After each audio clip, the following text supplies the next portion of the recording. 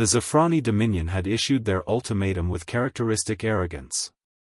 Surrender the Kepler colonies within 72 hours or face total annihilation. They had broadcast it across every human frequency, confident that the young species would capitulate as so many others had before them. High Executor Vaxiron reviewed the terms from his flagship, surrounded by the largest armada the Dominion had assembled in a century. 400 warships, weapons capable of glassing planets, shields that had never been breached. The humans had perhaps 50 ships protecting the colonies, outdated vessels crewed by stubborn primates who didn't understand the hierarchy of galactic power. Any response from Earth? Vaxiron asked as the deadline approached. Nothing, Executor, his communications officer reported. Their frequencies are silent. Vaxiron's mandibles clicked in satisfaction. They're paralyzed with fear. Prepare to. Executor. The sensor officer's voice cracked with alarm. The human ships, they're gone. Gone? They've withdrawn from the colonies. All 50 vessels just disappeared from our scopes. Vaxiron straightened in his command throne. Retreat?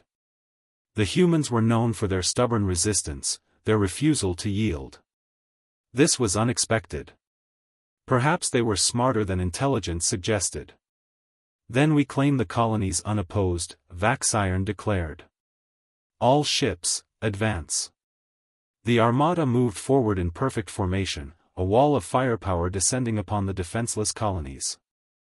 Vaxiron allowed himself a moment of triumph. Another species had learned their place. Then his tactical display erupted in chaos. Contacts. Hundreds of them. Appearing from nowhere, emerging from slipspace on all sides, above, below, flanking. Not 50 human ships. 300. 312, to be precise. But these weren't the outdated frigates they'd tracked. These were new vessels, sleek and predatory, bristling with weapons the Dominion had never encountered. And at the center, a massive dreadnought that made Vaxiron's flagship look like a scout ship. A transmission cut through every Zafrani frequency. A human woman's voice, cold as vacuum.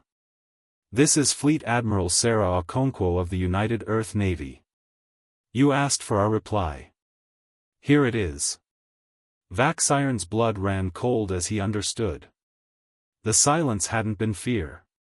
It had been preparation.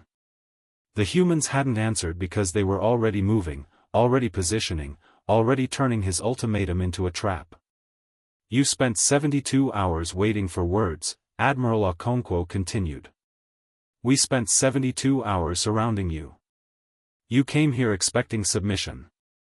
But humans don't negotiate with threats. We eliminate them. The human fleet opened fire. Vaxiron's armada, trapped in a kill box of their own making, fought desperately.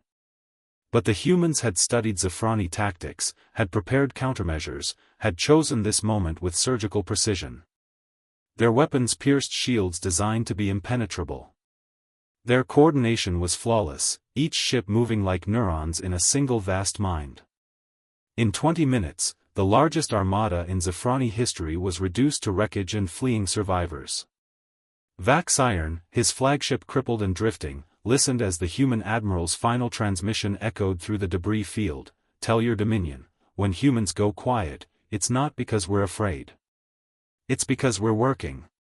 And by the time you notice the silence, it's already too late. The escape pods launched. The Zafrani survivors would carry the message home, would tell their people what happened when they mistook human silence for weakness.